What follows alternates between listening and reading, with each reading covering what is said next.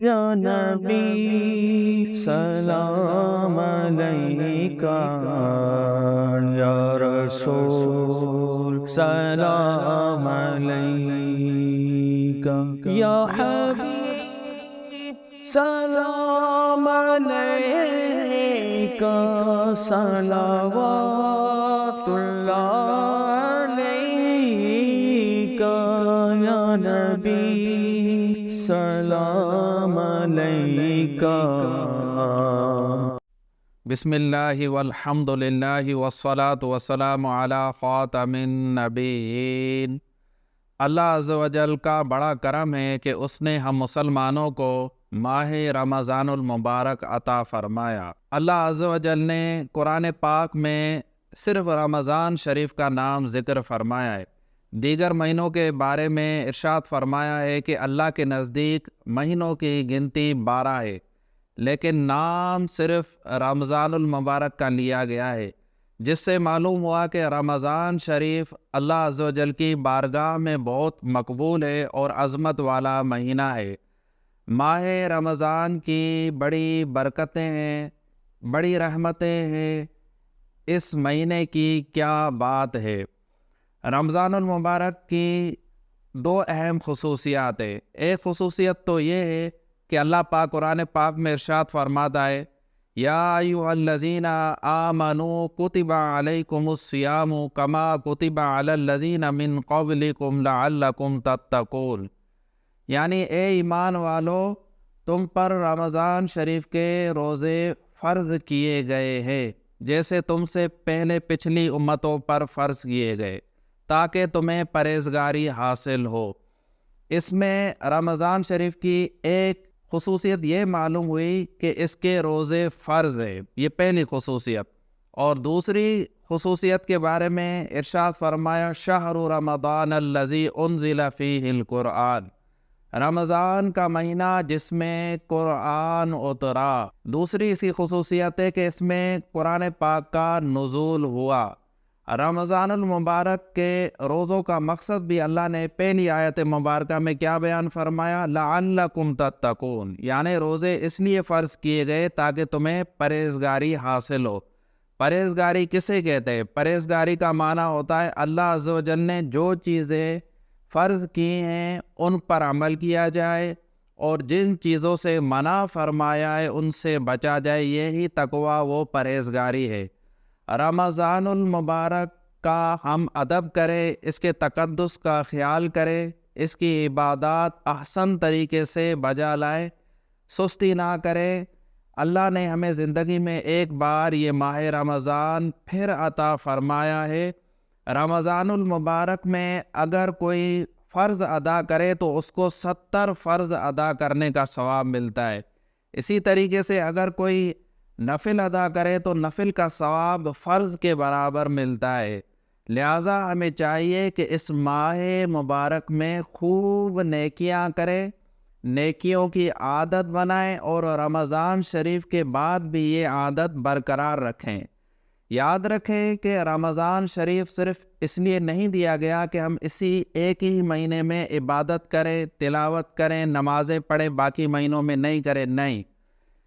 پورا رمضان ہماری تربیت کرتا ہے، ہماری اصلاح کرتا ہے، ہمیں درس دیتا ہے۔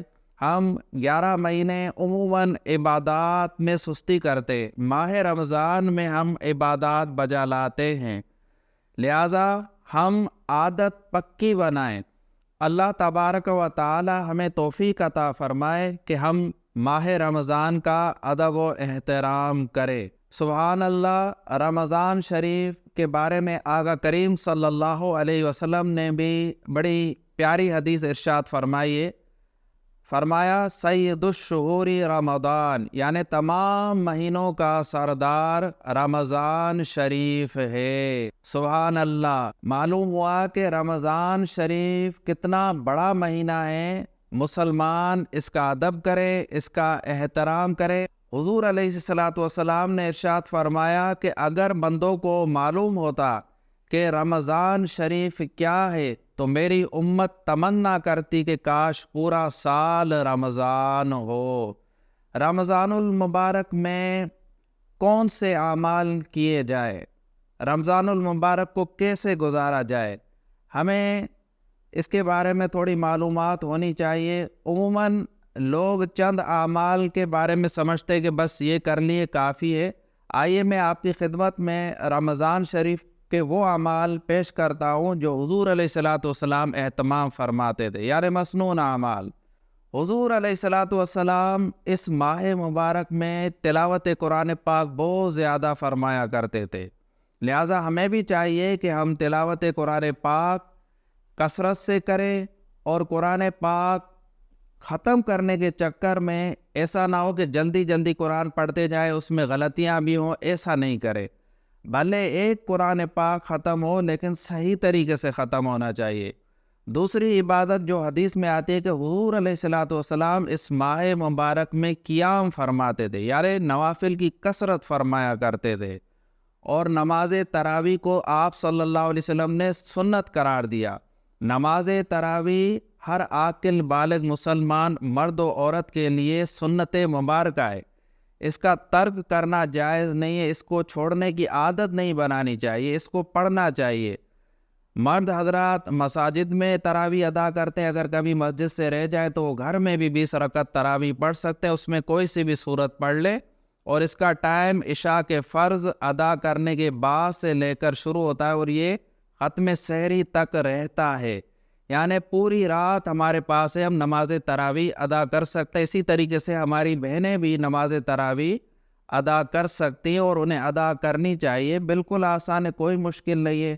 ہم 2 رکعت کر کے پڑھتے جائیں، اور 2 رکعت کر کے 10 بار پڑھیں گے تو 20 رکعتیں ہو جائیں گی۔ اس میں نیت بس دل میں ہو کہ میں نماز تراویح ادا کر رہا ہوں یا کر رہی ہوں، یہ نیت ہوتی ہے۔ تو آپ نماز تراویح ضرور ادا کریں، یہ رمضان المبارک کی خصوصی عبادت ہے، سال میں ایک بار آتی ہے، ہم اس کو ضرور پڑھیں، اور یہ کوئی مشکل بھی نہیں ہے۔ دوسری عبادت جو حضور علیہ الصلاۃ والسلام اس میں فرمایا کرتے تھے وہ ہے صدقہ و خیرات کرنا۔ آپ صلی اللہ علیہ وآلہ وسلم رمضان شریف میں بہت زیادہ سخاوت فرمایا کرتے تھے، لہٰذا ہمیں چاہیے کہ ہم بھی اپنی استطاعت کے مطابق اس میں صدقہ و خیرات کریں۔ اس کے بعد چوتھی جو عبادت تھی، آپ صلی اللہ علیہ وآلہ وسلم دعاؤں کا اہتمام فرماتے تھے، مختلف دعائیں ارشاد فرماتے تھے، گریہ وزاری فرمایا کرتے تھے، لہٰذا ہم بھی دعاؤں کی کثرت کریں، خاص طور پر سحری اور افطاری کے اوقات میں دعا کریں، کہ احادیث میں آتا ہے کہ سحری کے ٹائم اور افطار کے وقت جو دعا مانگی جائے وہ قبول ہوتی ہے، لہذا تمام مسلمانوں کو چاہیے کہ سحری اور افطاری کے ٹائم کم سے کم 5 یا 10 منٹ جتنی اللہ آپ کو توفیق دے آپ دعائیں مانگیں، اور دعا میں ہم اپنی مغفرت مانگیں کہ اللہ تعالی ہمیں معاف فرما دے، ہماری مغفرت فرما دے، اور آپ اپنی دنیاوی حاجات بھی مانگ سکتے ہیں۔ اس کے علاوہ حضور علیہ الصلاۃ والسلام رمضان شریف میں مختلف اذکار بھی ارشاد فرماتے تھے، جیسا کہ حدیث مبارکہ ہے، حضرت سلمان فارسی رضی اللہ عنہ جلیل القدر صحابی رسول ہے، فرماتے ہیں کہ رسول اللہ صلی اللہ علیہ وآلہ وسلم نے ارشاد فرمایا کہ رمضان شریف میں 4 اعمال کی کثرت کرو۔ پہلا کلمہ، یعنی فرمایا کہ کلمے کی کثرت کرو، لا الہ الا اللہ، یہ کثرت سے پڑھو۔ دوسرا ارشاد فرمایا استغفار، اب استغفار کوئی سا بھی ہم کہہ سکتے ہیں، مثلا استغفر اللہ۔ تیسرا عمل ارشاد فرمایا اللہ سے جنت کا سوال کرو اور جہنم سے پناہ مانگو۔ علماء کرام نے اس حدیث پاک کی روشنی میں ان 4 اعمال کو جمع کیا ہے۔ مثلا ہم یوں کہہ سکتے ہیں لا الہ الا اللہ، استغفر اللہ، اسألک الجنت واعوذ بک من النار۔ آپ اس طریقے سے یہ الفاظ ادا کر سکتے ہیں۔ اگر آپ کو یہ الفاظ چاہیے تو ہمارے واٹس ایپ نمبر پر آپ رابطہ کریں، ہم آپ کو بھیج دیں گے، ورنہ آپ اس ویڈیو کو بار بار سن کر یہ الفاظ یاد کر لیں۔ یعنی یہ 4 کلمات رمضان المبارک میں کثرت سے کہنے چاہیے۔ اس کے علاوہ رمضان المبارک کی عبادات میں سنت اعتکاف ہے، آخری عشرے میں، آخری 10 دن میں اعتکاف کیا جائے، اللہ توفیق دے تو آپ اعتکاف بھی کریں۔ دیکھیں یہ بھی سال میں ایک دفعہ آتا ہے، ایک دفعہ تو ہر مسلمان اعتکاف کر ہی لے، اور یہ کوئی مشکل کام نہیں ہے، اعتکاف کرے۔ اور اس کی دوسری جو اہم عبادت ہے جو میں نے بیان کرتا ہوا آیا، یعنی روزہ، تلاوت، قیام، صدقہ و خیرات، دعاؤں کا اہتمام، سنت اعتکاف اور شب قدر میں عبادات کا اہتمام کرے۔ شب قدر آخری عشرے کی طاق راتوں میں آتی ہے، یعنی 21 رمضان المبارک کی جو رات ہوتی ہے، 23، 25، 27، 29، ان طاق راتوں کو نوٹ کر لے۔ ان طاق راتوں میں آخری 10 دنوں میں رمضان المبارک کے آپ عبادت کا خصوصی اہتمام فرمائیں۔ تو یہ رمضان المبارک کے اعمال ہے، ہم یہ نوٹ کریں اور ان کو احسن طریقے سے ادا کرنے کی کوشش کریں۔ یاد رکھیں کہ رمضان المبارک میں ہر وقت عبادت ہوتی ہے، مثلا سحری کرنا بھی عبادت، افطاری کرنا بھی عبادت، ایک نماز سے دوسری نماز کا انتظار کرنا بھی عبادت، سحری کے لیے سونا بھی عبادت۔ تو الغرض رمضان شریف میں ہر مسلمان عبادات کی طرف متوجہ ہو جاتا ہے، اور ہمیں رمضان المبارک میں ذوق و شوق سے عبادات کرنی چاہیے۔ ذہن یہ بنائے کہ ہم رمضان شریف میں اپنی اصلاح کر کے رمضان المبارک کے بعد بھی یہ تسلسل جاری رکھیں گے۔ اللہ پاک ہمیں عمل کرنے کی توفیق عطا فرمائے۔ وما علینا الا البلاغ المبین۔